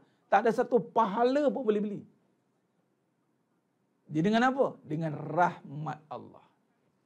Dengan syafaat baginda Rasulullah sallallahu alaihi wasallam. Tapi salahkah kalau kita seorang pendosa untuk seronok dengan syurga? Tak salah. Malah kerana kita seronok tu silat hari bulan masuk syurga. Sebab apa? Seronoknya pasal dengan ciptaan Allah. Contoh. Tamsil lah tuan-tuan. Ada dalil suruh tamsil? Ada. Surah An-Nur ayat 35. Wa yadribullahu al-amsala linnas. Kita cerita bab iman ni. Bab syurga neraka, bab dosa pahala ni, bab iman. Tamsil begini tuan-tuan. Kita tak ada benda tu. Tapi kita puji benda tu. Seronok, seronoknya lah kita ni tuan. Puji bos pula tu. Bagus je tuan, cantik kita ni. Bagus tuan pakai ni memang kemas. Seronoknya saya tengok tuan pakai. Datang pagi-pagi tengok bos. Cantik kita bos. Ini terbaik ni. Ini apa pattern ni bos? Kamu suka ke? Saya seronok bos. Tapi saya tak mampu lah. gaji saya mati duduk balik, tak boleh nak bayar tayar pun katanya. Bos datang pakai lambung tingginya kereta. Bagi. Datang-datang, bangun. Lapkan kereta bos tu, tak suruh buat apa ni. Bos pun tengok. Dia jaga, kamu betul minat dengan kereta aku ni? Ya bos katanya. Puji bos cukup-cukup. Puji kereta bos. Ui, sekali turun bagus bos, kemas. Agak-agak lah kalau bos tu jenis kaya, orang kaya sungguh ni, maknanya memang sedekah ni, agak-agak dia bagi tak kita tu kat orang tu. Bagi tuan, setakat tu. Bagilah muat kamu suka nampaknya. Rasulullah buat tuan. Rasulullah SAW buat. Suka bagi. Kita taklah sama makam tu lagi kan. Alah minat dia kita ni. Teringin tak saya nak pakai memang taklah. Bagi tuan, setakat kita nak beli 1 juta, dalam bank ada ratus bilion nak beli. Bagilah. Tapi minyak isi sendiri ya. Minyak isi sendiri, road tax bayar sendiri, tayar tukar sendiri. Tak apalah. Tak apalah. Contoh kan. Jadi maknanya begitu dengan syurga. Kita memang tak layak untuk syurga tuan-tuan. Tapi dengan syurga kita boleh dapat semangat. Itu kan kerana Allah juga. Sebab syurga tu hak Allah. Jadi kita memuji ciptaannya. Kerana hebat, kita kagum dengan pencipta kerana ciptaannya hebat. Ini semangat yang kena ada tuan-tuan. Sebab tu orang beriman ni, syurganya itu diawalkan daripada jannatu ajilah. Apabila dia berjaya menterjemahkan rasa itu di dalam kehidupan yang nyata ini. Allahumma salli ala Muhammad wa ala ali Muhammad. Surah An-Nur ayat 35 itu bukan pujian Puan Hafizah. Maknanya contoh tamsilan. Wa yadribullahu al-amsala linnas. Bagi contoh tamsil kepada manusia agar dia boleh berfikir. Jadi bila saya cerita macam ni, saya bagi tamsil. Saya bagi contoh. Contoh kita memang tak mampu nak beli, tapi kita ada bonding yang baik dengan pemilik dia dan kita sentiasa puji benda itu dan kita menunjukkan minat nak ada. Kemudian memang pemilik dia pun baik. Tengok bagus, ambil lah. Nampak nak bagi merasa kan orang baik tuan-tuan. Beli rumah ni, dia tolong orang ni jaga. Kamu jaga rumah ni. Tengok bagus jaga ni. Kamu ambil lah rumah ni. Saya dah ada rumah lain. Saya tak berkehendak pada rumah. Kamu nak, kamu ambil. Bayangkan tuan-tuan, Allah SWT tidak berkehendak kepada makhluk. Sebab tu bagus berurusan dengan Allah. Kalau berurusan dengan makhluk, jangan cek pasal. Ada udang di sebalik mi. Bagi nak something, bagi nak something. Sebab tu yang baru-baru ni kena tangkap tu kan. Allahu Akbar. Kena tangkap tuan-tuan. Kes apa? Rasuah. Ni saya cakap ni sebab viral isunya. Bukan je orang susah, orang yang senang. Yang dah ada kesenangan pun nak something. Sebab tu berurusan dengan Allah adalah urusan yang paling menguntungkan. Kerana tak nak abuan. Allah Ta'ala tak nak. Kamu puji aku pun, aku dah mulia. Kamu tak puji pun, aku tetap mulia. Jadi apa yang kamu buat untuk diri kamu sendiri. Nampak tidak? Kau senang berusaha macam tu tuan-tuan. Kalau kita berniaga dengan seseorang itu yang tak nak untung. Ambillah ni. Hak kamu. Aku tak perlu kan. Kita tuan-tuan. Allah kalau jumpa orang macam ni. Aman damai hidup kita. Betul tak? Sebab dia nak apa lagi? Dia dah ada dah semua. Tak payahlah. Sebab tu orang beriman hebat ni kerana dia nak pahala. Dia dah ada pahala. Dia tak ada harta. Ambil. Sebab tu sampai tahap makam-makamnya sahabat. Kalau kita lihat. Memang dahsyat kalau ikut dia panggil perkembangan dalam kehidupan mereka. Itu. Yang memberikan semangat itu adalah pahala. Dalam satu hadis Nabi SAW yang panjang. Daripada Abu Ubadah Al-Jarrah. Abu Ubadah Al-Jarrah ni tuan-tuan dia pergi ke Bahrain tuan-tuan. Bahrain balik ambil cukai. Harta cukai ni. Bawa balik waktu ketika tu subuh tuan-tuan. Jadi Abu Ubadah Al-Jarrah ni tuan-tuan dapat perkabaran daripada Muhajirin dan Ansar ni. Kaum ni berlaku di Madinah. puak Ansar ni. Puak Ansar ni, yang ni di Madinah. Ansar ni gabungan puak Aus dan Khazraj. Digabungkan yang Ansar. Puak Ansar ni terdengar lah Abu Ubaidah Al-Jarrah ni bawa balik harta-harta daripada Bahrain yang selayaknya diambil untuk Islam. Dia tunggulah balik subuh penuh orang. Nabi tengok senyum. Nabi kata, aku kira kamu dengar Abu Ubaidah Al-Jarrah nak balik bawa harta. Dan Nabi tanya, tak boleh tipu lah puak Ansar ni. Ya Rasul. Tahu Nabi kata apa? Demi zat. Nabi kalau cakap satu benda yang ada penegasan, demi zat yang menggenggam jiwaku. Wallahi, bergembiralah dengan apa yang mengembirakan kamu. Maknanya Nabi bukan suruh kita gembira dengan dengar kabar harta ni tuan. Biasa-biasa. Tapi kabar pahala ni yang sepatutnya kita kena, bahasa mudahnya, tergila-gila. Kita kena ada rasa itu tuan-tuan. Sebab tu cerita bab rasa ni sulit saya nak. Allahumma salli ala Muhammad wa ala ali Muhammad. Jadi sebenarnya mulakan Allah Subhanahu Wa Taala, sebab tu kita kena ada kefahaman di sini. Kita kena ada kefahaman di sini untuk kita memahami tentang ganjaran atau semangat yang sebenar. Sebagai contoh, saya baca surah Al-Zukhruf ayat 68 hingga 71. Surah Al-Zukhruf ayat 68 hingga 71. Yang mana yang bermaksud Allah berfirman, wahai para hambaku,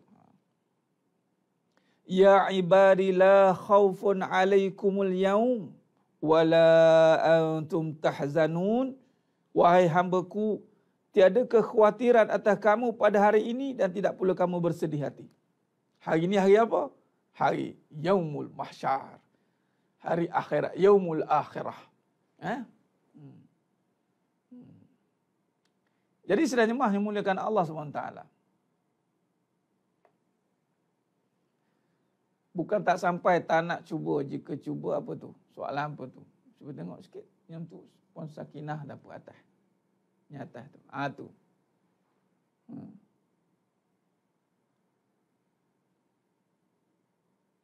Tak sampai makam tu lagi. Baik-baik. Ya, maksud saya tak sampai makam tu bukan bermaksud memang takkan sampai. Tapi ceritanya perbezaan lah sahabat kan. Sahabat ni mestilah ada beza dengan kita. Cuma nak bagi tahunya, bagaimana rasa tu boleh dapat lah. Nak tunggu kata memang tak sampai, dengan ilmu lah kita nak bawa lah torik jalan yang diikuti oleh Nabi, sahabat, salafus salih, ulama-ulama, tabi'in, semua tu terus. Kalau kita ikut susu jalur tu sampailah.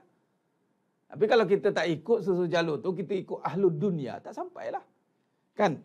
Sebagai contoh, kita ikut dengan Al-Quran. Apa kata Allah macam saya dah sebut surah Az-Zukhruf ayat 68 ayat 71 ni. Jadi maknanya Allah kata, ya ibadi la khaufun alaikumul yaum wala antum tahzanun. Wahai para hambaku, tiada kekhawatiran atas kamu pada hari ini dan tidak pula kamu bersedih hati. Allazina amanu bi ayatina wa kanu muslimin. Iaitu orang yang beriman kepada ayat-ayat kami dan adalah mereka dahulu orang yang berserah diri. Allah refer balik. Orang yang beriman dengan ayat-ayat Al-Quran. Kalau dah nampak baru nak beriman, tu tak aci lah tuan-tuan. Sekarang ni. Al-an, sekarang ni. Tak nampak lagi. Tapi kita cuba nak faham. Ya Allah bagi kefahaman, ya Allah aku yakin. Sebab itu tuan-tuan, bila kita berhadapan dengan Al-Quran, itu tidak boleh ada keraguan walaupun tak faham. Zalikal kitabu la raiba fi hudal lil muttaqin. Ini kitab tak ada keraguan. Baik, kenapa tak ada keraguan? Kerana kita mesti kenal Allah dulu. Sebab tu kenal Allah itu yang utama. Bila kita dah kenal Allah itu, sebagai contoh dengan kita memahami ciptaannya, kita tengok langit tak ada tiang, kita boleh yakin. Kita yakin pula yang menghidup dan mematikan, buktinya ramai ada yang mati. Maka setiap kali janji Allah, kita terus terima. Tanpa ada persoalan. Kita terima. Ya. Allah kata, allazina amanu bi ayatina. Orang yang beriman dengan ayat-ayat aku. Sebagai contoh, ni macam janji. Oh ya ke Ustaz? Seronoknya. Tapi saya tak nampak lagi. Tak payah nampak lagi dengan mata kepala tuan-tuan. Terima dengan jiwa lah. Terima. Okey, terima. Tu. Buat-buat terima boleh ustaz. Tak apalah kalau buat-buat pun. Tak apalah tuan-tuan, buat-buat pun tak apa. Tu contoh. Kan? Yang mana allazina amanu bi ayatina wa kanu muslimin. Yang mana ayat-ayat kami dan mereka dahulu orang yang berserah diri. Muslimin ni makna muslim berserah diri. Kita yakin dah. Sebagai contoh kita berserah diri dengan nafas yang tanpa ada siapa yang mengarahkan. Kita serah diri kita kepada nafas bergerak tanpa ada yang mengaturkan dari segi fizikal. Bergerak turun. Kita serah diri kan? Okey, macam tu nak Allah kata. Dan Allah kata, udkhulul jannah antum wa azwajukum tuhbarun. Allah kata apa? Masuklah ke dalam syurga kamu dan isteri-isteri kamu digembirakan. Yutafu alaihim bisihafim min zahabin wa akwab. Diedarkan kepada mereka piring-piring daripada emas dan piala-piala, dan di dalam syurga itu terdapat segala apa yang diinginkan oleh hati. Ya Allah, sekarang saya teringin ustaz, teringin nak pakai telekong ni. Teringin sangat nak rumah. Teringinlah, alah teringinnya lah. Tuan-tuan, tak usah bimbang lah, kat syurga apa teringin dapat. Dalil, ni dalil ni. Diedarkan kepada mereka piring-piring daripada emas dan piala-piala, dan di dalam syurga itu terdapat segala apa yang diinginkan oleh hati. Menjawab soalan orang tanya, kat syurga ada ke semua ustaz kat dunia ni? Apa yang terlintas kat hati kita? Itu ada kat syurga. Allahu Akbar. Tuan-tuan, jadi ya Allah, kecillah visi hidup kita kalau teringin nak dapat dunia je. Sedangkan kat syurga, anytime boleh dapat. Cuma kita tertipu dengan dunia. Dan kita rasa macam lambat je lagi. Sebab apa? Allah bagi subsidi umur panjang. Sedangkan syurga neraka ni, tarik lapas. Punya dekat macam tarik nafas. Cuma Allah celik mata hidup lagi. Celik mata hidup lagi. Celik-celik ni dah 30 tahun hidup dah ni. Tu yang rasa lama tu kan. Tapi tak sedar hidup kita antara nafas je. Turun naik je. Tarik tak turun. Boleh jadi. Atas turun tak naik pun boleh jadi. Dia panggil apa? Mati. Itu dia. Kalau tanya, jauh ke dekat syurga ni ustaz? Mati. Jadi ini, dia tak lama. Lama tu kita duk angan-angan dengan dunia tu rasa lama. Cuba kita hari-hari cakap benda ni tuan-tuan. Hari-hari kita kena suburkan perbincangan begini. Suburkan. Pakai je tuan-tuan dan jahiyah. Rasa tak layak, memang tak layak lah kita ni. Apa kalau macam tu, kalau pakai serban layak lah. Alah, pakai serban tu dah kira layak ke? Sebenarnya sebab tak layak lah pakai. Kalau betul tak layak, pakailah. Nak tunggu layak pun pakai macam mana? Tu nak beramal ni jangan tunggu layak. Memang tak layak. Nak tanya layak, tak layak. Habis nak tunggu layak sampai bila? Memang tak layak. Sebab jahat lah saya pakai kopiah ni. Jahat iya. Ingat baik sangat. Tak ada baiknya. Cabut kopiah terkeluar tanduk. Tak ada ni. Ni pakai. Bau. Oh. Okey. Pakai sebat. Oh okey. Pakai tudung labuk. Okey. Habis Ustaz, itu bukan munafik Ustaz. Munafik ni memang tak nak jadi baik. Aku pakai ni memang saja pakai macam ni supaya aku nampak baik. Tapi tak nak pun jadi baik. Kerana Allah pun tak nak buat baik. Bukan jadi baik. Tak nak buat baik pun. Dia buat baik. Tak boleh. Sebab tu tuan-tuan, yang pergi contoh pergi masjid kan. Yang pergi masjid tu sebab tak baik tu pergi tu. Yang dah baik tak payah pergi. Kan. Yang rasa tak baik pergi. Yang rasa macam dah baik tak payah pergi. Okey? Tu. Rasa-rasa macam makam-makam tinggi tu tak payah beramal. Dia yang orang beramal ni makam-makam rendah lah. Tahu jenis, yelah kita, dia tak tahu atas apa lagi. Kita kena beramal lah kan. Tu cara dia. Allahumma salli ala Muhammad wa ala Muhammad. Itu surat Zuhruf tuan. Hati yang ikhlas yang layak. Kita pun tak tahu hati kita ikhlas ke tidak. Allah je tahu ikhlas tu kan Mak Umi. Jadi tak tahu kita tak buat je lah. Sahaja aku. Habis cerita. Terus habis fikirlah kita ni nak ni. Itu kan iblis lah kacau. Terfikir tak buat. Tu hati-hati. Terfikir langsung tak buat. layak ke ustaz saya jadi isteri solehah? Lalas terus tak buat. Allahumma salli ala Muhammad wa ala ali Muhammad.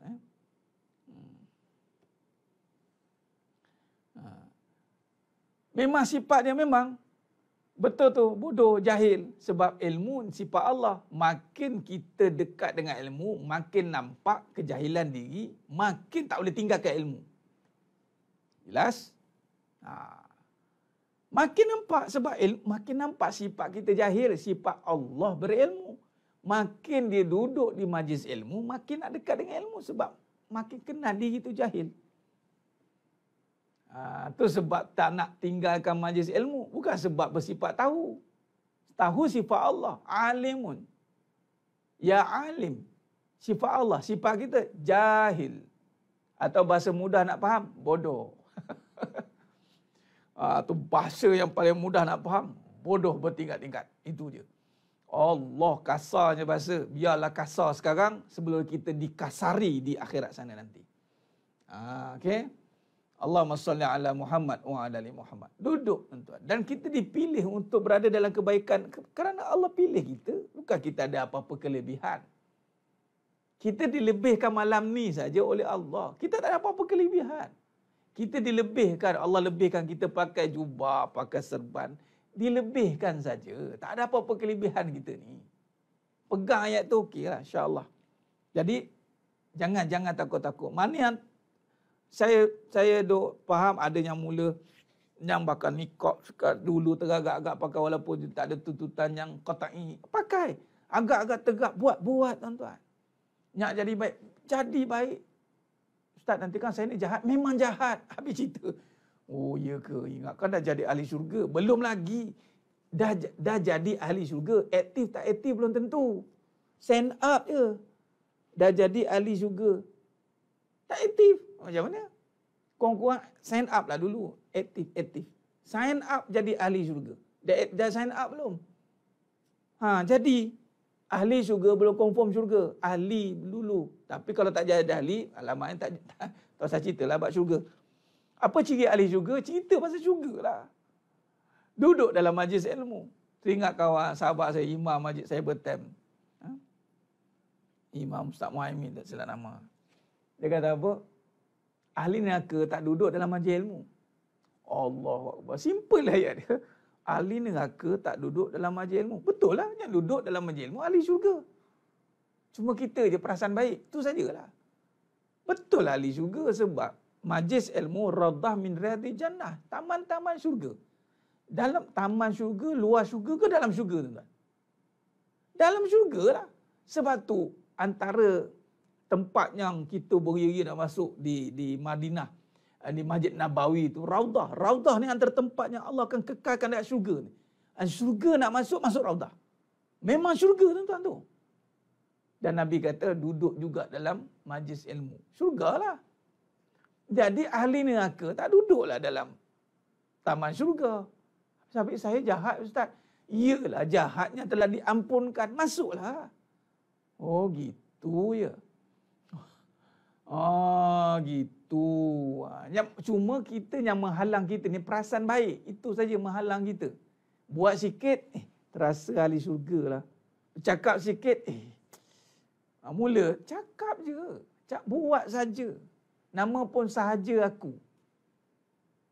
Macam orang bekerja tuan-tuan. Orang bekerja dengan bos yang berharta ni. Kita duk pegang kereta dia, kita duk pegang apa saja dia punya, kita ni buat je. Sebab apa? Dia punya. Saya ni buat je. Tapi bukan saya punya. Samalah amalan. Semua bukan semuanya Allah punya. Milik Allah kan. Buat je. Allahumma salli ala Muhammad wa ala ali Muhammad. Really bukan kerja kita, betul. Apply. Isi borang. Antaranya jadi ejen kebenaran dulu. Jangan pelekeh dengan ejen kebenaran ni. Send up jadi ejen kebenaran. Lepas tu upgrade jadi pejuang kebenaran. Ejen tu apa? Sebarkan. Pejuang pertahankan. Ejen sebarkan. Pejuang pertahankan. Lama-lama diluluskan. InsyaAllah. Diluluskanlah approval. Sebab sebar-sebar takkan tak nak pertahankan. Sebenarnya sekali lah tu. Dah ejen nak jadi pejuang. Begitu. Allahumma salli ala Muhammad wa ala ali Muhammad.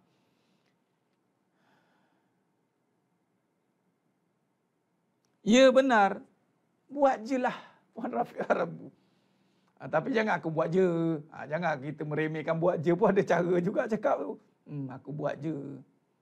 Kita buat je lah ni maksudnya jangan fikirlah kita ni duduk di ya mampu ke tak mampu. Tak, mahu tak mahu. Bukan mampu tak mampu. Dimampukan.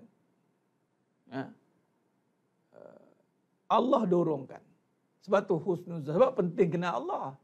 Sebab tu penting kena kenal Allah. Orang tak kenal Allah, dia kenal amalan, dia kenal sebab tu kadang-kadang dapat kadang perbahasan pahala, orang cakap kenal pahala tapi tak kenal Allah. Ya boleh jadi juga perbahasan yang macam tu. Kenal pahala sehingga kita tak layak nak buat sampai tak buat. Sebenarnya bukan macam tu. Pahala ni memang ganjaran Allah. Tapi bukanlah sehingga terbeban sampai tak boleh buat. Tak. Islam tidak membebankan kita pada amal. Allah sendiri katakan la yukallifullahu nafsan illa wus'aha. Allah tidak membebankan. Allah tidak membebankan kita pada malam. Insya-Allah tidak terbeban kita. Berbalik kepada isu tadi. Bayangkan di dunia ni tuan-tuan, kalau Allah nak bagi bahagia, sap-sap soy. Sebab syurga tu lebih bahagia daripada dunia ini. Kalau kat dunia pun kita derita tuan-tuan, Allahu Akbar. Macam mana kita nak rasa syurga di sana? Sebab tu bina kebahagiaan di dunia dengan janji syurga. Ulang lagi sekali. Bina kebahagiaan di dunia dengan janji syurga. Janji-janji syurga tu bawa ke dunia tuan-tuan. Barulah kita boleh bermati-matian untuk dunia ini, untuk kita transform dia, reform dia menjadi syurga. Dia panggil al-jannatu aja syurga diawalkan ataupun mengakhiratkan dunia. Akhirnya jadi satu je. Apa dia? Cerita tentang syurga. Cerita tentang akhirat. Habis tak neraka? Ya, neraka dah pasti. Ada tak nak buat? Neraka. Malas buat? Neraka. Itu je. Allah, neraka tak? Ya. Malas tak percaya je neraka. Maknanya, bila once kita tak nak pertahankan syurga, neraka. Oh, macam tu je. Yes. Macam itulah perbahasan kita. Allahumma salli ala Muhammad wa ala ali Muhammad. Contoh surah Az-Zukhruf tadi kan, ayat 68-71. Khair, jadi sebenarnya memuliakan Allah SWT. Sebab tu kita kena semangat tuan-tuan. Dah dapat jawapan kenapa semangat? Sebab kita ada Allah, kita ada pahala, kita ada syurga. Minta jauh kita daripada neraka. Ingat setiap penderitaan yang ada di dunia, ingatlah derita lagi di akhirat sana. Itu cara dia. Ini kata-kata semangat yang benar. Ingatlah setiap penderitaan yang ada di dunia ni tuan-tuan. Ingatlah di akhirat sana lebih derita. Sebagai contoh luka tuan-tuan. Luka di dunia ini boleh sembuh insya-Allah. Tapi luka di akhirat sana tak sembuh-sembuh. Tuan-tuan, sakit kalau tak sembuh-sembuh, tak usah mimpilah nak tenang tuan-tuan. Kat dunia pun kita renung, Allahu Akbar. Kita pun renung, tak semua bila nak baik ni. Pun dah susah hati. Ni dekat akhirat sana, tak sembuh-sembuh. Satu. Yang kedua, setiap bahagia di dunia ini tuan-tuan, ingat bahagia lagi di akhirat sana. Jadi setiap kebahagiaan yang kita dapat kat dunia ni, kena terus ingat. Bahagia yang tak habis-habis abadan abada. Sebab tu setiap kenikmatan yang kita dapat kat dunia ni, sebenarnya preview je. Allah bagi preview, prototype untuk syurga. Tapi kita, ya ke? Ambil dululah dunia sementara ada ni Ustaz. Bila lagi? Inilah nak merasa. Inilah nak merasa. Ya Rabbi. Allah bagi merasa. Suruh ingat dia. Suruh ingat syurga. Ni merasa lupa Allah. Lupa syurga. Terus ingat, inilah syurga. Terus syurga dunia. Las Vegas. Terus Las Vegas lah. Beginilah syurga dunia lah. Habislah tuan-tuan. Kena ingat tu. Seronok kat dunia, seronok lagi syurga sana. Jadi nak seronok tidak kat syurga? Nak. Jadi buat apa saja yang disuruh oleh Allah. Itu cara dia.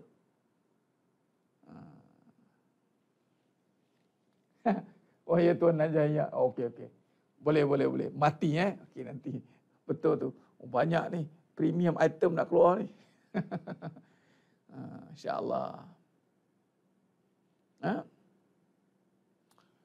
Ya ke itulah dia panggil was-was, Puan Amirah Khairuddin. Ya ke ni bahaya. Ya ke tu was-was. Was-was ni tidak dirawat dia jadi syak. Dia jadi keraguan. Bila ragu, syirik. Hati-hati. Ragu buat sebab Allah, jadi buat sebab makhluk. Itu jadi riak tu. Sedangkan cukup Allah tahu. Sebabnya membayarnya Allah, bukannya makhluk, bukannya suami. Abang tahu tak saya ni macam-macam buat untuk abang? Tak payah cerita. Dia ada tengok sendiri. Kalau dia tak nampak, lantak dia tak nampak. Kita buat dia tak tengok. Dia cakap kita tak buat. Tak payah, Allah tengok. Dah. Ya tak ya. Allah is watching. Sama dengan suami. Kadang-kadang suami-suami ni, ya Rabbi, habis semua dilaburkan. Dah sampai nak lebur kawan tu. Tiba-tiba ditanya oleh isteri, apa yang abang buat untuk saya? Tepuk dahi suami. Apa yang aku buat untuk dia? Aku dah habis lebur, nak lebur dah ni. Tak payahlah tuan-tuan. Biar Allah je tengok. Habis cerita. Manusia ni dia nak iktiraf ke, dia tak iktiraf ke, tu dia punya pasal. Itu senang, tu kuat hati kita. Kita buat ni biar minta perhatian Allah. Ini salah satu cara lagi. Kali ni buat, ya Allah kau tengok aku buat ni ya Allah. Kita tunjuk ke Allah. Kita show off dengan Allah sikit. Ya Allah aku buat ya Allah. Ya Allah tolong tengok aku buat ni ya Allah. Kalau silap, kalau kurang, janganlah hukum. Terima ya Allah. Angkatlah ni ya Allah. Tengok ya Allah hari ni aku tolong mak aku ya Allah. Kau tengok ya Allah.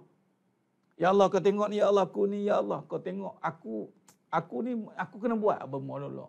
Setiap kali buat lintah kata, ya Allah tengok ya Allah. Allah please ya Allah, please tengok aku ya Allah. Always sentiasa mengharapkan Allah tengok. Once Allah tengok tuan-tuan, consider soul. Consider soul lah. Allah tengok. Tengok pula dengan rahmatnya. Allahu Akbar. Sebab tu ada dua tempat yang confirm Allah tengok. Sama ada kita suka atau tak suka. Pertama, di rumah Allah. Tu bila tak boleh datang rumah Allah ni, ya Allah, satu bala yang besar sebenarnya. Tak boleh nak pergi rumah Allah sebab itu tempat yang confirm Allah tengok. Confirm tuan-tuan, confirm. Tempat kedua, majlis ilmu. Di rumah Allah, dua double lah. Kedua majlis ilmu. Sekarang ni contoh. Samalah Tuan Najahiyah. Kalau ni pun tak boleh. Kalau ni, dia ada hadis tentang kalau ni. Allahumma salli ala Muhammad wa ala. Ya. Saya cari. Yang mana berbicara bab kalau ni. Lau ni. Lau kana, lau. Okey, ada. Hadis riwayat pada Abu Hurairah radhiyallahu anhu. Hadis ni daripada riwayat Imam Muslim. Al-mu'minun al-qawiyyu khairu wa ahabbu ila Allah minal mu'min dhaif wa fi kulli khair. Yang mana hadisnya panjang.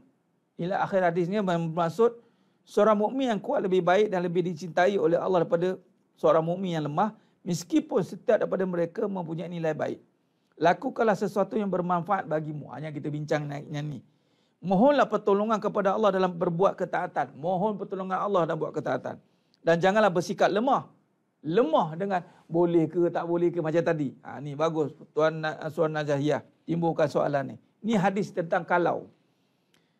Asasnya buat kuat, mukmin yang kuat Allah suka, satu. Yang kedua, buat baik, minta tolong Allah sebab baik Allah punya. Dan Nabi kata jangan bersikap lemah. Allah tak suka. Nabi tak suka lemah. Mampu ke saya ustaz? Mampu ke jemaah jadi baik? Tak payahlah lemah-lemah macam tu. Buat saja. Bismillah. Tu je. Jika tertimpa, jika tertimpa suatu musibah, janganlah engkau mengatakan seandainya aku berbuat begini. Fala taqullau anni fa'altu kana kaza wa kaza walakin kun kaza wa kaza lau kaza wa kaza. Tak boleh. Seandainya akan buat begini, pasti akan begini. Akan tetapi katakanlah, ini Nabi ajar, kul qadarullah. Qadarullah, apa yang Allah telah tetapkan kehendak pasti terjadi. Qadarullah. Itu je. Nabi ajar qadarullah. Wa ma syaa fa'ala. Fa inna law taftahu amal syaitan. Seandainya itu akan membuka ruang bagi syaitan untuk ambil peranan. Lau ni, kalaulah itu membuka ruang untuk syak, untuk wasangka syak. Kalau aku nyesal pula kahwin dengan ni. Kalau aku tak kahwin dengan dia ni, aku tak jadi macam ni. Syaitan mau cakap, betul Sulaiman, kau patut lepas dengan dia. Dia memang tak boleh pakai ni. Habis. Syaitan pun datang 3 paku. Dia buat rumah tangga ni memang 3 paku. Tuan. 3 paku yang paling besar. Bukan paku lagi. Crown datang. Crown ni. Dia jangan. Lepas tu hadis riwayat Muslim. Hadis riwayat Imam Muslim. Okey, tu lau. Maknanya tak boleh lau kaza wa kaza kena ganti dengan qadarullah. Yang ni sebut dalam bahasa Arab boleh qadarullah. Dah terjadi qadarullah, dah ditakdirkan Allah. Kait. Dah ditakdirkan Allah, qadarullah. Dah. Tahu-tahu suami kahwin lagi. Qadarullah. Habis cerita. Jawab. Ini dijawab oleh Datuk Syukri. Ni ayat dia. Dah jumpa dah. Kalau entah kahwin nak cakap apa? Takdir. Kalau kahwin lagi, takdir. Itu ni ada hadis. Tapi kita pelik nak jawab macam tu kan. Kita cari alasan. Cari alasan. Mikir ayat. Sebab apa kau kahwin lagi ni? Cari alasan tuan. Letakkan qadar Allah yang pertama, takdir Allah. Kemudian carilah yang bersesuaian dengan takdir itu. Jangan buat-buat ayat lain. Allahumma salli ala Muhammad wa ala ali Muhammad. Qadar Allah, itu dia. Okey? Baik. Jadi sedang jemaah mulakan Allah Subhanahu wa taala. Khair. Alhamdulillah. Jadi sedang jemaah mulakan Allah Subhanahu wa taala. Saya kira cukup tu perbahasan malam ni. Alhamdulillah. Okay. Oh, sebelum tu saya lupa buat kesimpulan. Baik. Baik. Untuk perbahasan ni maknanya kesimpulannya adalah berbalik kepada semangat ni.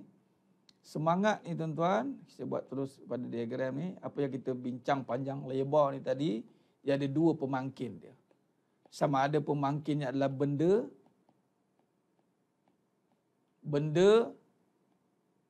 baru dia semangat atau pahala.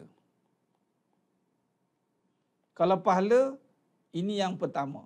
Barulah 2. Maknanya, bila kata pahala, yang pertama 2 semangat. Semangat itu pada pahala, barulah dia menguruskan benda. Dia susu atur je begitu. Okey. Sini, saya buat lagi sekali diagramnya begini. Dia semangat ni mestilah dibangunkan dengan pahala. Maknanya sebelum cerita apa-apa, pahala dulu. Naikkan semangat ni dengan pahala, cerita tanpa ni ganjaran. Baik, bila dah semangat naik, barulah kita turunkan kepada benda. Alirkan semangat tu pada benda. Bukan benda yang bagi semangat. Silap-silap benda bagi semangat, itu boleh jadi khurafat juga. Cari ustaz, semangat sikit ustaz, dah hilang semangat ni, cari benda-benda. Kan? Orang lalu guna perkara-perkara benda ni kan. Tak boleh. Dia naik, pahala, semangat dah ada, semangat turun ke benda. Benda, dia akan jadi amal soleh. Dia kalau semangat ni, dia akan jadi amal soleh. Ni kata dunia ni digunakan untuk semangat untuk buat amal soleh menggunakan benda tadi. Bahasa mudah, kita peralatkan benda ni. Okay, benda ni boleh jadi apa? Boleh jadi tajuk-tajuk yang kita nak bincangkan. Rumah tangga ke, perniagaan ke, apa ke. Jangan tunggu berniaga baru nak semangat. Jangan tunggu kahwin baru nak semangat. Jangan tunggu ada orang baru nak semangat. Semangat dulu baru ada benda. Itu cara dia. Jadi maknanya jangan ikatlah diri dengan benda. Itu ayat dia. Ikat diri dengan pahala. Ini banyaklah dalil-dalil Al-Quran yang mana bersandarkan apa ni? Al-Quran. Al-Quran dan As-Sunnah. Maka 2 ini menjadi teras dan perbahasan ulama. Itu je cara dia. Allahumma salli ala Muhammad wa ala ali Muhammad. Jadi insya-Allah, jadi syarat pula pahala ni kena husnuzan. Perbincangan pahala ni perbincangan yakin. Jadi yakin ni datang dengan yakinlah dengan Allah. Bahawa Allah ni memang memberi ganjaran. Yakinlah. Kalau mengaji Al-Quran kena fikir pahala. Bukan fikir lagi dah. Pahala bukan fikir, rasa. Pahala bukan fikir, rasa. Amalan ni, Puan Fatimah, bila kata dah beramal, dah pahala lah, buat je lah. Jangan fikir pahala. Itu kira. Pahala tak terkira. Jadi maksud saya di sini, yakinlah baca Quran ada pahala kan? Baca je lah. Jangan tanyalah, pahala ke? Ke tu jangan. Ke dah tak ada dah. Pahala. Yang baca Quran, pahala. Kenapa solat ni? Pahala. Tak buat dosa. Kan? Pahala pula kena letakkan mana? Yang mana yang aula, yang utama, wajib. Contoh, pahala untuk ingat Allah. Ingat Allah tu pahala utama tu, zikrullah. Okey? Khair. Baik, jadi sinar jemaah muliakan Allah SWT, itulah sikit sebanyak perbahasan kita. Jadi, dah tahu dah semangat macam mana ya? Dah tahu dah. Siapa yang lemah-lemah semangat ni, tahulah kat mana kan? Tahu kan kat mana kan? Kalau dah lemah-lemah semangat ni, tahulah apa cerita dia. Ragu dengan janji Allah. Tu saja. Atau dia semangat dengan benda. Sebab tu Allah uji tak ada benda. Sebab tu setiap ujian tu pasti ada berlaku ketiadaan. Sebab dah tengok dia maintain tak semangat lagi. Tengok dah tak ada, hilang semangat dia. Hilang semangat dia. Maknanya dia semangat dengan benda je lah. Sebab tu ujian tu akan datang. Bertali arus. Untuk memastikan kita sentiasa istiqomah. Khair, sinar jemaah muliakan Allah Ta'ala. Terima kasih banyak di atas perhatian yang diberikan. Mohon ampun, mohon maaf. Di atas segala kekurangan, keterlanjuran kata saya dan penyampaian kurang sana sini. Saya mohon ampun, maaf. Hanya Allah Ta'ala sajalah yang menyempurnakan pembahasan kita pada malam yang penuh barakah ni. Khair, kita bertemu lagi pada siri yang berikutnya pada malam esok insya-Allah. Mohon pada Allah Ta'ala minta bantuan istiqomah. Ingat, minta tolong Allah istiqomahkan kita. Istiqomah ni susah, tapi dengan Allah dia jadi mudah. InsyaAllah kita bertemu lagi pada siri yang berikutnya insya-Allah. Aku qali hadza wa astaghfirullahalazim li wa lakum wa billahi taufiq wal hidayah. Wassalamualaikum warahmatullahi wabarakatuh. Kita tangguh dengan tasbih farah dan surat Al-Asr. Subhanakallahumma wa bihamdik. Asyhadu an la ilaha illa anta astaghfiruka. Bismillahirrahmanirrahim. Wal 'asr innal insana lafi khusr illa alladhina amanu wa 'amilus solihat wa tawassaw bil haqq wa tawassaw bis sabr. Wallahu a'lam bisawab. Takbir. Allahu akbar.